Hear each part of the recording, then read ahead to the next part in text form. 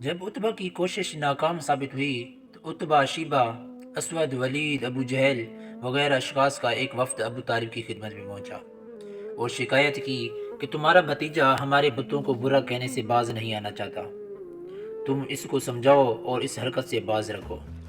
ابو طالب نے اس وفد کو معقول جواب دیے اور ان کو توجہ دلائی کہ تم لوگ بھی ذات ثانیوں میں ہنسے بڑھے جاتے ہو۔ اس روز تو یہ لوگ ابو طالب کے پاس سے اٹھ کر چلے آئے، لیکن دوسرے روز مشورہ کر کے پھر پہنچے۔ ان کے آنے پر ابو طالب نے رسول اللہ صلی اللہ علیہ وآلہ وسلم کو اپنے مکان پر ان کے سامنے بلوایا اور آپ صلی اللہ علیہ وآلہ وسلم کی موجودگی میں گفتگو شروع ہو گئی۔ قریش کے سرداروں نے وہی باتیں اس مجلس میں آپ صلی اللہ علیہ وآلہ وسلم کے سامنے پھر پیش کی جو اس سے پہلے اتبا تنہا حاضر ہو کر پیش کر چکا تھا۔ انہوں نے کہا کہ اے محمد صلی اللہ علیہ وآلہ وسلم، ہم نے آپ صلی اللہ علیہ وآلہ وسلم کو اس وقت بعض ضروری باتوں کے لیے بلوایا ہے۔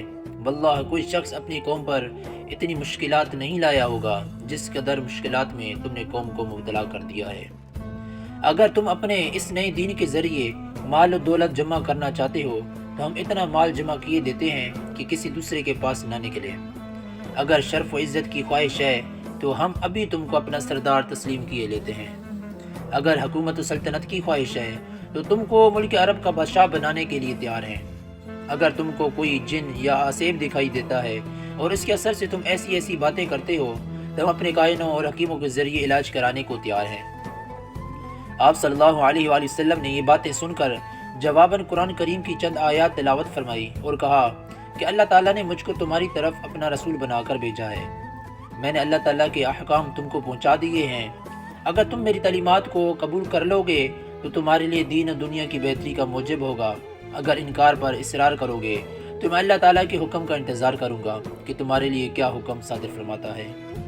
یہ سن کر کفار نے کہا کہ اچھا، اگر تم اللہ تعالیٰ کے رسول ہو تو ان پہاڑوں کو ملک عرب سے ہٹا دو اور ریگستان کو سرسبز بنا دو، ہمارے باپ دادا کو زندہ کر دو اور ان میں کسیب انقلاب کو ضرور زندہ کرو۔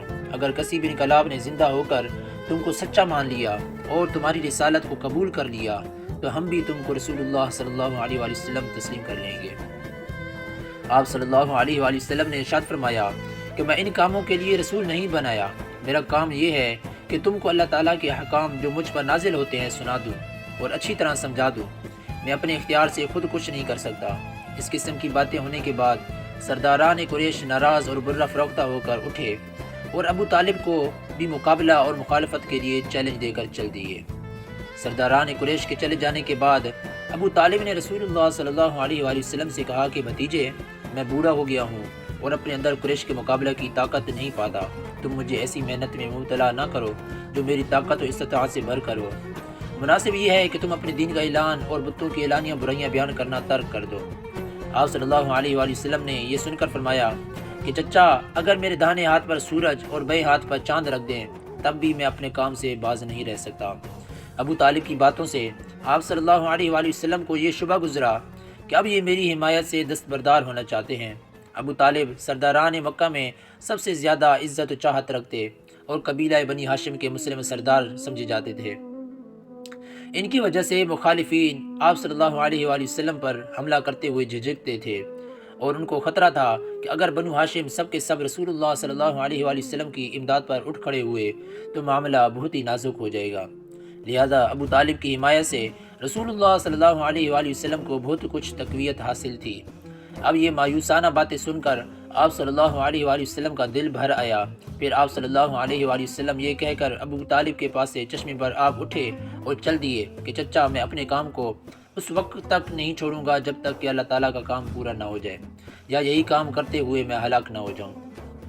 ابو طالب پر اس کا بہت اثر ہوا اور انہوں نے آپ صلی اللہ علیہ وآلہ وسلم کو پھر واپس بلا کر کہا کہ اچھا، تم ضرور اپنے کام میں مصروف رہو، جب تک میرے دم میں دم ہے میں تمہاری حمایت سے باز نہ رہوں گا، تم کو کبھی دشمنوں کے سپرد نہ کروں گا۔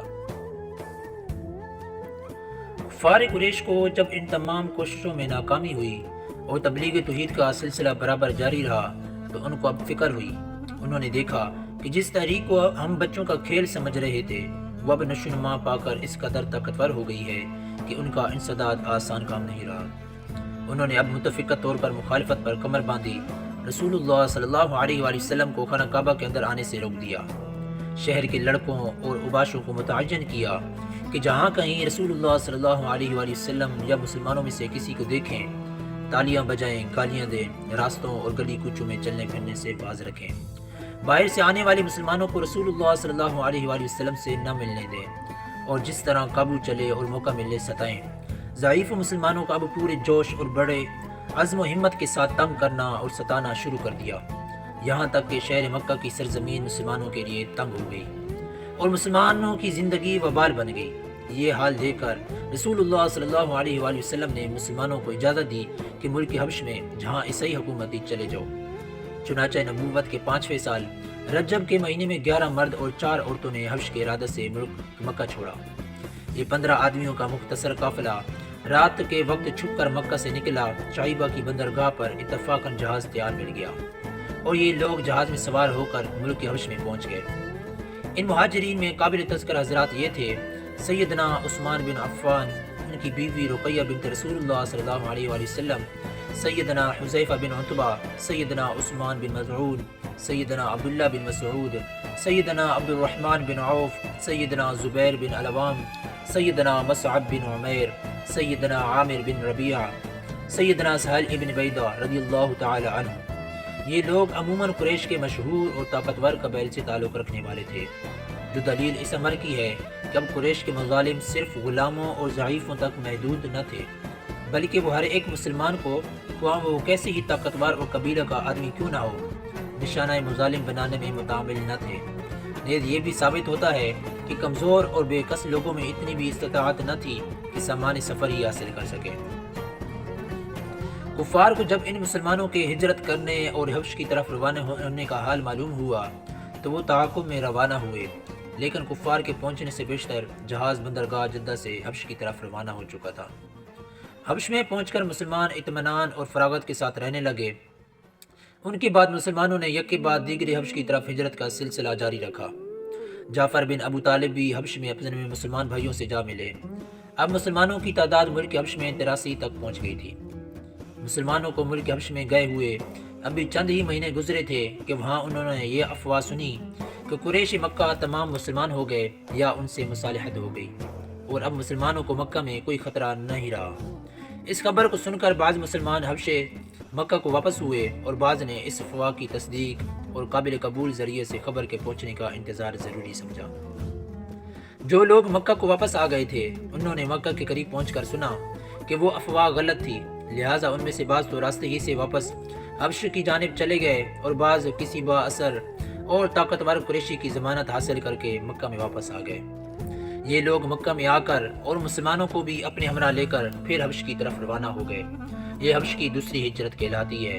اب ملک حبش میں مسلمانوں کی تعداد 100 کے قریب پہنچ گئی۔